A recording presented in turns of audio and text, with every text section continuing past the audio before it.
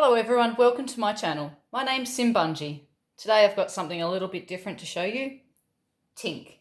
This is not coins, but it's sort of a crossover field, so I thought I would put up a little bit of my other collecting side. This is something I've picked up just this week, and yeah, it's not coins, it's badges, pins, lapel badges, and crosses over into militaria style collecting. But, you know, I don't want to stray too far from the original theme of the channel, which is Simbungie's Coin Adventures, so I will show a coin. I found this one during the week. I've got everything zoomed in super fast. I'm going to just test it out with this one here. Mob of Ruse. This one here is a year 2006, but what I found really interesting about it is the planchet was too big for the dies, essentially. So we've got a really big rim card all the way along here on the obverse, and on the reverse here it's just over and around, and it's such a pity that this coin was in circulation for as long as it has been, because I think in the state that it's in, it's not much more than a curio. But anyway, starting off with a bit of a coin. So what did I purchase this week? I bought a little collection of pins, and there was one pin in the whole lot that caught my eye, and the seller wanted more than I was willing to pay, because within the lot were two, what are they, like the rising sun badge insignias. So two military badges, and yeah, they were lovely, but I was more interested in the little small things and one badge in particular. So I said to the seller, how about I offer you this for the smalls and you keep the two rising sun badges and sell them separately. And we agreed on a price, and that's what happened. And he did end up selling the other two. So, oh, bumped the camera. Good work there, Sim. So what did I purchase in my bundle? In my bundle, I'm going to go in order of least favourite to most favourite, I suppose. Or, well, leave comments below if you know anything more about these pins and badges than I do, because I'm pretty much flying blind. I bought a lot of these things just because I like them, and isn't that the reason why we collect? So a little bit of a Google search gave me some information, but I'm by no means an expert on these pins and badges. So just, yeah, if you know more, just let me know. This one here is, on the back, Angus & Coote manufacturer. It's a little lapel pin,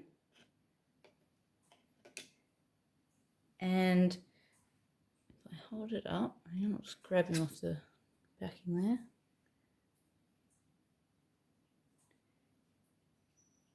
Might be better just to leave it where it was.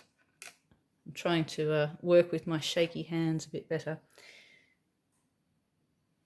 It's really hard to read within the enamel, this blue boomerang, and we've got the kangaroo on the top and a bit of a white background. I had to take photos of this pin to work out what this lettering says, but it says Asquith, and from what I can gather from a bit of internet searching, it is a lapel pin for members of the Asquith Bowling Club, which is a outer Sydney suburb. So yeah, probably reasonably old, that one, but quite corroded and just neat. Okay, so that's my number 5. That's the lowest in my ranking. Next up, I have got this one here. this one here is a 1989 Australian Red Cross Society 75th anniversary pin or badge. And it's really nice, it's shiny, and it's got that enamel-y look to it, and it's wearable. I could wear it if I wanted to. And oh,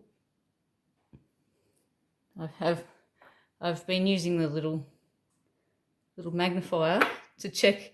So this one here is Angus and Coote made. This one here is made by Taiwan. So it's a mass-produced one, I would assume, but it's pretty nifty and I like the colours. So that's number 4. Number 3 is this little pin here. And this one I couldn't find out a lot of information about it. It's a Remembrance Day Australia Red Poppy lapel pin. And on the back here, it says Parks and 20 cents. So it was a fundraising pin, I would assume. And it's made out of some sort of metal, like aluminium or something very, very light. Just got a little pin. But the paint on it, it's not red. It's sort of this really nice burgundy pink colour, and because of the way the metal has been pressed, it catches the light, so it's just really nice. And the green is in the relief on the banner and just the silver edges, saying lest we forget. So that's my number 3 out of my little lot. These are not very big pins either. I'll put the dollar back there for size comparison. Okay, so number 2. My number 2 pick out of this batch is this one. And I'll start probably with over here. This is a KG Luke. It says KG Luke here, Melbourne, on the bottom. It's starting to get a little bit corroded, and it was very hard to read, even with a bit of help. But it's a lovely little enamel pin. And it says Australian Red Cross Society around the outside there. It's so overcast today. You can't really appreciate the beauty of the enamelling, but the red cross in the centre and just up here on the crown even is quite eye-catching in the sun. So that one there is my number 2 pick. I'll put him there so he's sitting up that way. But the badge, the pin within the whole lot, the one that I really wanted to purchase was this one here. And I don't know much about it. So I'm partly putting this video out to show everyone other areas of collecting that I'm into, but also maybe if you know anything more about these pins that you could let me know in the comments, because this little fella here is an absolute ripper. Of course I love him. Look at that kookaburra. I've had a bit of a look online again, doing a bit of a Google research. I'm not an expert by any stretch, but on the back here it says Stokes and Sons, Melbourne. And there is a reasonable amount of information available online about that company, and I'll put a couple of links in the description below. My question really is, who wore this badge? Is it tied in with the theme that I've got going here with Red Cross? There is a picture available online, and this information that I'm about to read to you has come directly from Museums Victoria. There was a fundraising event held in June of 1918, and it was the Ballarat Red Cross Fair.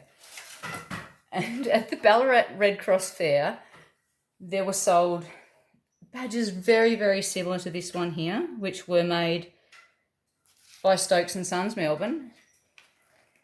And the physical description of the pin, which is shown online and link in the description below, if you want to look at it, gilt and enamel badge in the shape of a boomerang and a kookaburra holding a Red Cross banner in its beak with a pin on the back. Obverse has text on the boomerang with a blue background, which reads, Ballarat Red Cross Fair 1918. Reverse has the maker's name, Stokes and Sons, Melbourne. And that pin in the museum is beautiful. This one in my hand is, well, on the table, is just as beautiful, but in a different way because it's not an enamelled front.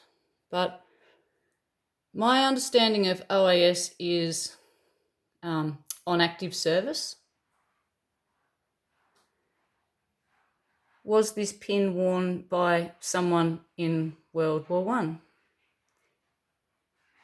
The only other thing that I found kind of interesting on the back here, bumping the display, is if I put it down there, there's just a tiny bit of, in the middle of where it says Stokes and Sons, there's a little piece of metal.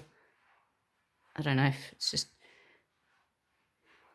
I don't know if something was originally attached there or somewhere else.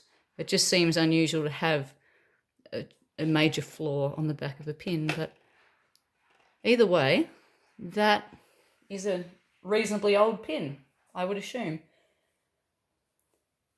Anyway, that was my bundle that I purchased during the week. If anyone knows anything further about these pins, I would really appreciate hearing from you. Thank you so much for watching. Hope everyone has a great week, and I'll be back with some noodling videos soon. I've had a bit of a break from noodling. It's been a bit difficult. The last few weeks, weather's been terrible. We've had a few days where we've had no power at all at the Bungie household, which means no water. Anyway, life goes on. Things are fixed now and everything's looking up. So on with the noodling. But in the meantime, I've been doing what I love, you know. I've been picking up little bits and pieces, and I hope you guys are as well. Catch you soon. Bye.